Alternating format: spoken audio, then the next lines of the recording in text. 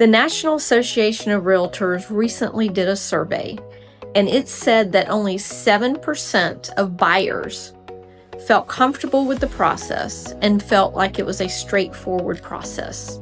So today I'm going to lead you through every step of the process so that you are comfortable with the buying process. So step number one is hiring a realtor like me who is knowledgeable and who can educate you on the process. Because the first thing that we're going to do is we're going to sit down and we're going to have a consultation. We're going to have a meeting. And I'm going to go through this exact same stuff with you so that you understand what you're getting into. And the good thing is you don't have to remember this information.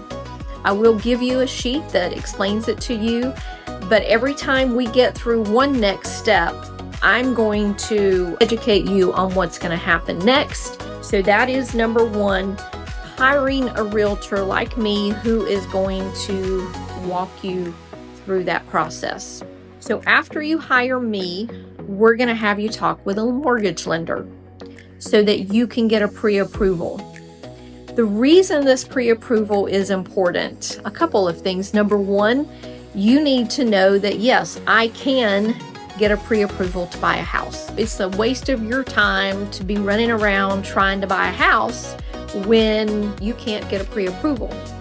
And the second reason is that we want to make sure that when you are looking at homes that fit in that parameter of what you're approved for. And this works two ways. Number one, we don't want you looking at things that are out of your price range and getting disappointed because you can't buy them.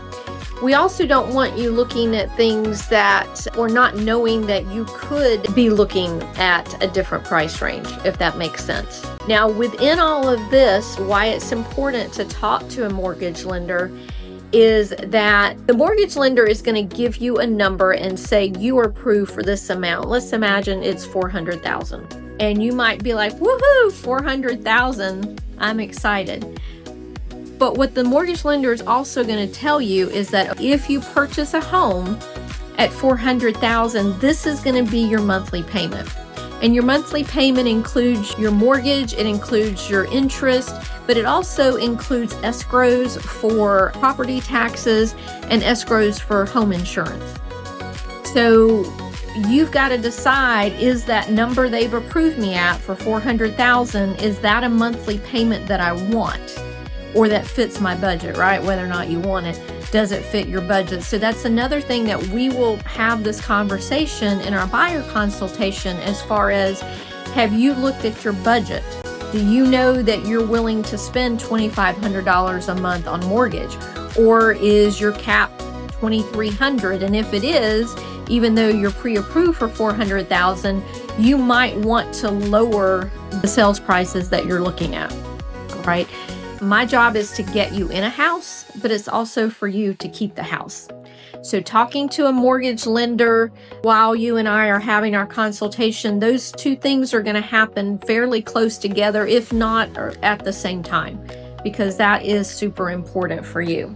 All right, so when we meet, the goal for us to meet is to get to know each other better.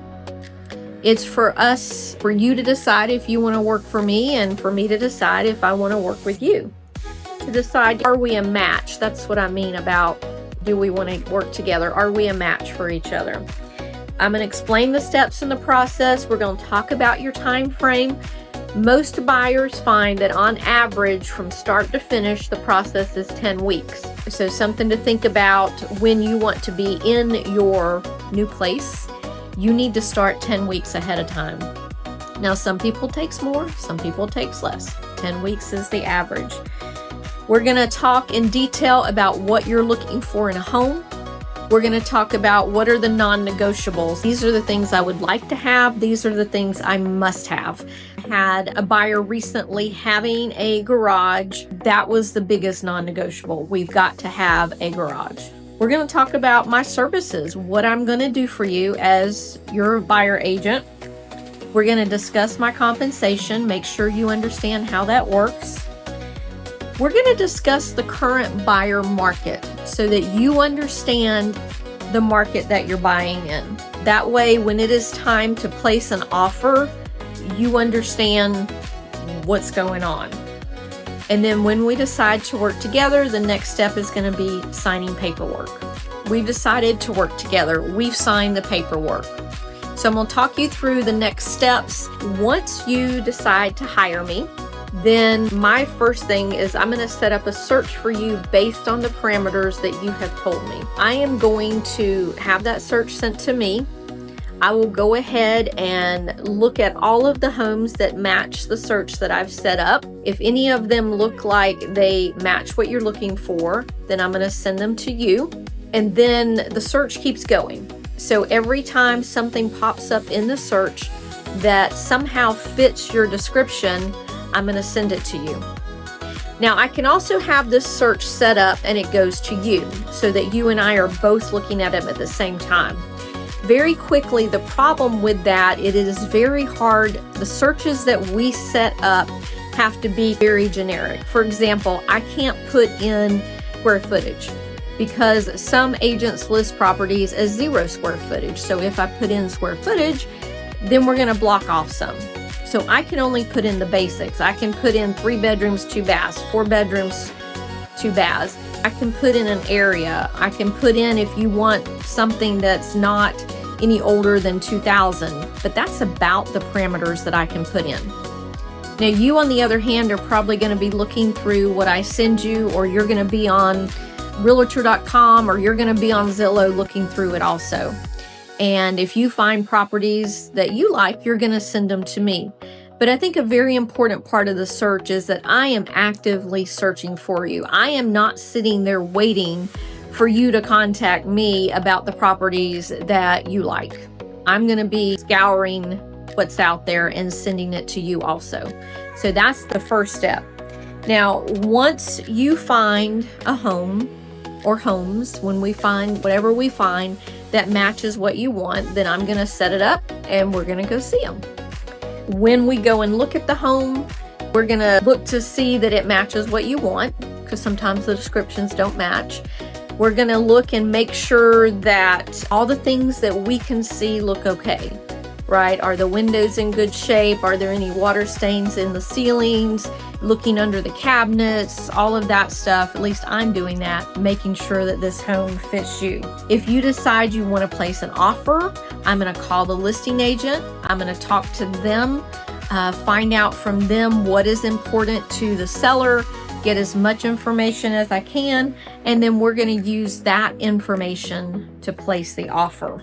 So what offer price are we going to go with? Well, this is where it's important to look at what is the market of the moment, what is happening in the market. And in Monroe, if a home is new to the market, as long as it matches where the comp says it's going to be, you're probably going to want to offer full price. And you can probably ask for closing costs. It's kind of an expected thing right now that the buyer is going to ask for $10,000 in closing costs. If the house has been sitting on the market for a while, we can go lower with the price. You have to decide, are you in it to win it? How much do you love the house? And if you lose the house, are you going to be upset? That's all what's going to help determine the price that we offer. Beyond the offer price, there may be some special stipulations. We might want to ask for a termite letter to show that there are no termites in the house. If there's a septic system, we might want to know that it's been pumped. If not, then we may want to ask for it to be pumped. So there are different things there. The big thing is that if we see things when we are there before we place the offer that we want repaired, then we need to ask that in the initial offer. And I'll explain more about that later. Now, other things we're going to, I've already mentioned offer price, closing costs. You're going to pay about 1% of earnest money. So if it's a $400,000 house, you're going to put down $4,000. That's to show that you've got skin in the game and that you are serious about moving forward. Once you get your offer accepted, you are 20% there to get to closing. So you've submitted your offer, they've accepted it, now you're in due diligence and you're going to have an inspection. So that's one of the things you're going to do is get an inspection. Inspections are going to cost around $500. That's money you're going to need to go ahead and pay. The inspector is going to come and go through all of the systems in the house, look at the structure. They're going to catch safety items. They're going to catch things that even aesthetics. When you get the report from the inspector, it's going to be 80 to 100 pages long. It's going to look like the house should be condemned. You and I know from going through the house that the house does not need to be condemned. It's okay. Mostly, usually, okay? But just knowing that sometimes the report can be scary, so you need to know what to expect ahead of time. When we look through the inspection report, we're looking at systems, HVAC, electrical, plumbing, those things that maybe we couldn't see with the naked eye when we were looking at the house. We're going to look at safety issues. We're going to look at structural issues. And once again, these should be things that in a normal situation are not visible to us when we walk through the house. When we look back at the report, we want to know, are there problems with safety? Are there problems with systems? This is not the time to ask them to fix things that we had already seen when we did our walkthrough. If the roof is 20 years old and we know that, and you want the roof replaced, then we need to ask for it in the offer. During due diligence, you might want to find out about crime in the neighborhood. You can call a local police department. There are some websites I will give you. You may want to check out the schools. I always encourage everybody, drive through the neighborhood at different times of the day. See how easy it is to get in and out of. See what's going on in the neighborhood different times during the day. During the due diligence, if there are items that came up during the inspection that we were not aware of that are important to you to be repaired, then we're going to submit what's called an amendment to address concerns. And we're going to either ask for money in place of them fixing those items, or we're going to ask them to fix those items. If we're all in agreement, then we're going to keep moving forward. And now you're about 40% to closing. Now, during this time, your mortgage lender is going to be asking you for more information to help get your loan through. Step 4 is the appraisal. Now, once again, this is something you are paying for, $500. Sometimes it can be paid at closing, but it's usually paid up front. So money for the inspection, money for the appraisal, you've got to have that $1,000 cash ready to go. Now, during the appraisal, the appraiser is coming, this is only if you're getting a mortgage, to make sure that what you're paying for the house is where the value is, so that the bank, because the mortgage company is taking on your loan, they want to know that should something happen, they're going to get their money back. You can't get a loan for more than what the house appraises for. So the appraiser is going to come through and evaluate, use comps from the area to decide what the value of the house is. 2 types of loans typically. Well, there are more than 2 types. You've got a conventional loan, and normally a conventional loan, they decide on the appraisal amount, they give it to you, you're good to go. Now, there are 3 other types of loans. You've got an FHA loan, a VA loan, and then a USDA loan.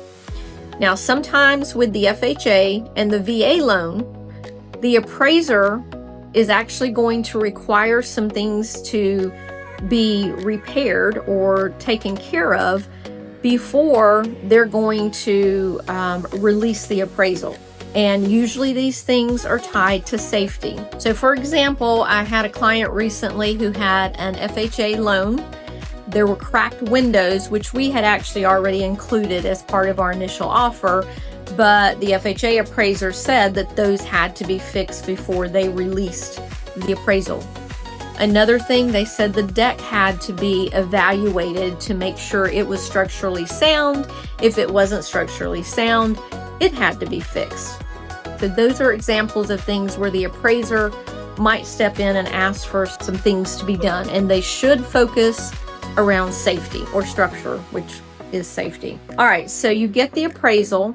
If it comes in, again, let's assume you're buying a $400,000 house and the appraisal is at least $400,000, you're good to go. Let's say the appraisal comes in at $380,000. Well, then You as the buyer are going to ask the seller to lower their price to $380,000. They're going to agree to it or they're going to reject it. If they reject it, then the deal's over because you can't get financing. All right. And you will have an appraisal contingency and a financing contingency in your offer so that you are protected. Your earnest money is protected should that happen. All right. So we make it through the appraisal. We're about 70% there. Step 5 is waiting. Usually all of what I just talked about is going to happen within those first 2 weeks. And typically getting a mortgage, you're going to make your offer close in 21 to 28 days after you place the offer. So now you've got a week or two where you are really just sitting there waiting for your mortgage to be approved. The lender again may be asking you for more information. During this time, it is super important that you don't go buy new furniture and appliances. You do not open any new credit cards. Don't close any credit cards. Don't deposit large amounts of cash in your bank account. You do not want your financial situation to change at all. Oh, and don't quit your job, because yes, I did have that happen before, not my person, but a buyer in the transaction quit his job 2 days before. The lender will typically call your place of employment the day before to make sure that you are still employed. So it's important that you keep your job. So then your loan is approved. You are 95% there, right? So what we're left with after that is actually the closing. So those are the steps in the home buying process. If you would like to have a quick 15-minute phone call with me to decide, is this the right time for you? There is a link in the description to a Google form where we can set up a time to talk. And I would love to hear any questions you have. Happy house buying.